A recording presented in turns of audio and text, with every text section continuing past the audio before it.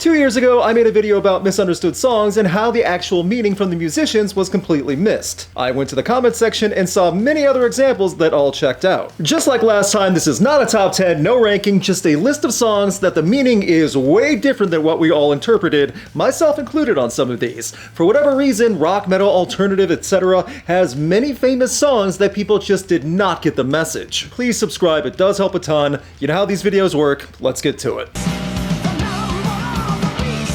I chalk some of this up to the Moms Against Metal and the Satanic Panic of the 80s, but admittedly, Iron Maiden were not helping themselves when they named the song and album The Number of the Beast. At a casual glance, especially back then, it's understandable that a terrible association was made on the evil side. When in reality, The Number of the Beast was not meant to be satanic or have any true sacrilegious undertone. Steve Harris, who wrote the song, said many times that it was about a dream he had with tons of dark imagery after watching the movie Omen 2 about a possessed little kid. 100% not about devil worship, right from Harris's mouth. Lyrics in the song did not help that much to prove the point though. 666, the number of the beast, sacrifice is going on tonight. I feel it's at least fair with assumptions on first listen that this has something to do with Beelzebub in hell. Regardless, The Number of the Beast, the self-titled song from a horrifying looking album that mentions the actual number of the beast and sings about death, is not satanic. So put that theory to bed and focus on the bands like Behemoth who are actually trying to summon demons in their music. The deeper writing of Chris Cornell, regardless of what Soundgarden, Audioslave, or solo work song, is an art form to admire. We lost something special with Chris Cornell, but we have so much music to work with, and to be honest, there's a lot more meanings in many different songs that we should probably start to understand, and that includes an Audioslave. Even Tim C. of Audioslave thought that Like a Stone was a love song. It was all explained in separate interviews. Fooled me with a lot of the songs in that, like a song like a Stone, I thought it was a love song. The chorus is, I'll wait for you there like a stone, I'll wait for you alone. And I was like, well, yo, bro, what are you waiting for? And he's like, waiting to die.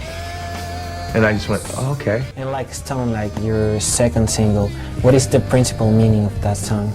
The short version is just some guy sitting in a hotel room contemplating death and where you go and what it means and all the different possibilities of that, and then kind of coming up with an image that he liked, like going with the philosophy of, well, maybe when you die, if you've been good enough in your life, you get to go somewhere that you remember that was really cool. I got kind of saddened by what he's singing about. Is like a guy waiting alone in a house of death, and all his friends are dying, and he's just waiting there, and I'm picturing this man in a rocking chair, like, waiting to die. And it's a much different tone when looked at as someone waiting out their days, hoping that in their afterlife, good memories can be relived with the people he's already lost in that life. And maybe that can include a love aspect, but Like a Stone definitely is not a romantic ballad.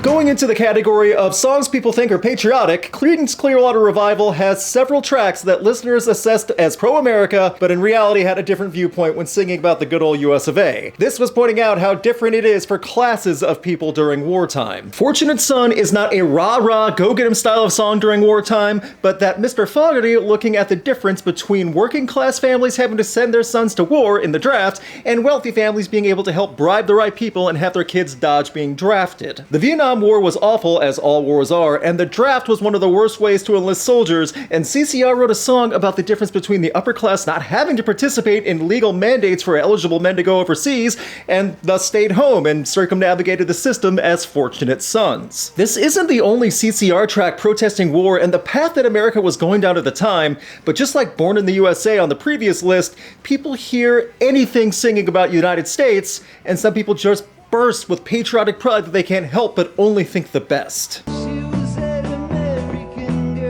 Tom Petty was one of the best singer-songwriters in rock history, a legend in many aspects, and normally a man who wrote songs that were not that difficult to interpret. That's why American Girl from the mid-70s felt like a dark tale about a University of Florida woman. Turns out, that's not it at all. The urban legend was that American Girl was about a UF student who died in a tragic way, and that song tells that story. Tom Petty was from Gainesville, where UF is, so people made that connection, heard the lyrics, and figured it was about anything but love.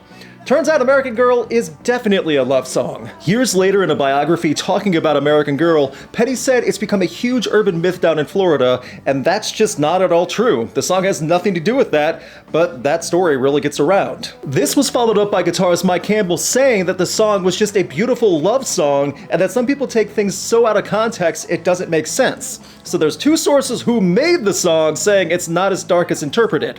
Then again, this all takes place in Florida, so it's normal for people to think the worst in any given situation. I lived in Florida for 7 years, I can talk.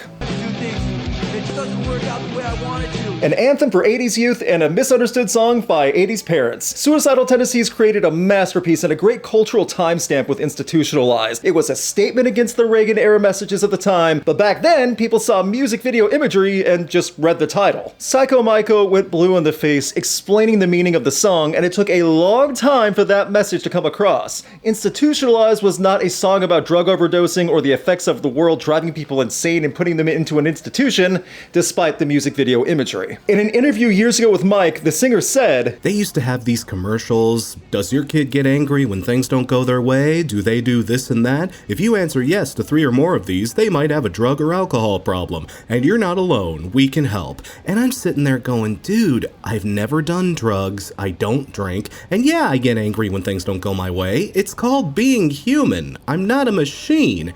I think it made an easy scapegoat for kids to be the problem. Institutionalized was a relatable song for the disenfranchised youth of the early 80s who were consistently being attacked for being young. Parents were warned that if your teenager acts out, it's probably drugs. That era in the US blamed everything for drugs. Filter had one of the best breakout songs and albums of the mid-90s that is still cherished today, and the many misconceptions about the song Hey Man, Nice Shot primarily stem from unfortunate timing. Many people for years thought the song was directed at a former friend and musician when it wasn't. For years, people thought Richard Patrick wrote this track about Kurt Cobain taking his own life the year prior in 1994. When Filter's debut was released in 95, the thought was still fresh in the music world and people made an assumption that it was about the Nirvana frontman. The real inspiration for Hey Man, Nice Shot was about former Pennsylvania treasurer R. Bud Dwyer, who was exposed for racketeering. Dwyer called a public press conference where he took his own life in front of an audience with cameras rolling. When the smoke cleared, the cameras were still rolling and people were shocked. Richard Patrick and Filter would make several statements saying the song is not glorifying the act or being insensitive to Dwyer's family, but rather addressing how Dwyer took his own actions in a stance of defiance and holding his ground until the end. It's an interesting take on a situation like this, but it was also confused for another life lost. In the Air Tonight has one of the most famous opening lines in music history. The Phil Collins song has been covered several times over the years, and there apparently is both urban legend and mystery around what the song is about, even though Phil Collins has gone on record explaining it many times. The most misconstrued meaning of In the Air Tonight is that it's about seeing a man drowning and not being able to save him. Collins himself has said many people have come up to him about this over the years, and it has nothing to do with someone dying, or at least not dying in the physical sense. Nobody knows what the song is about, and I kind of like the mystery. When I was writing this, I was going through a divorce, and the only thing I can say about it is, it's the angry side, or the bitter side of a separation. I understand that interpretation can sometimes be visual, especially with some of the imagery, a dark night, something in the distance, but the fact that so many people connected with the drowning theory is interesting because that was not the main intention at all. Even if Collins' explanation and thought process was pure catharsis and process emotion, no one drowned, that's for sure. Slipknot is a group that is never afraid to cover dark material. Corey, Clown, and the rest have gotten gritty and disturbing through their writing. When Killpop was released in 2015, many thought this was about a relationship gone wrong, a bitter ending, etc. In reality, it wasn't that type of relationship. Killpop is not about an abusive or bad relationship of any type with two people, but rather it's a relationship with Corey Taylor and the music business, and how he sees it. So it's kind of interesting to hear people's interpretations of what I'm singing about. And I'll be honest with you, the song is my reflection on my relationship with music. That's who the she is. And not just music, but the music industry in general. So there's a love-hate relationship that really kind of comes into view. So that song really is about how much I still love making music, but also how much I just hate the business side, the numbers, the people in the suits who try to run stuff, and having to deal with them. and having to learn how to talk to them. Killpop is not the first song to be made about the tiresome and at times troublesome music industry, but it's an industry people rely on, and it's responsible for most of the music we hear. A love-hate relationship for sure.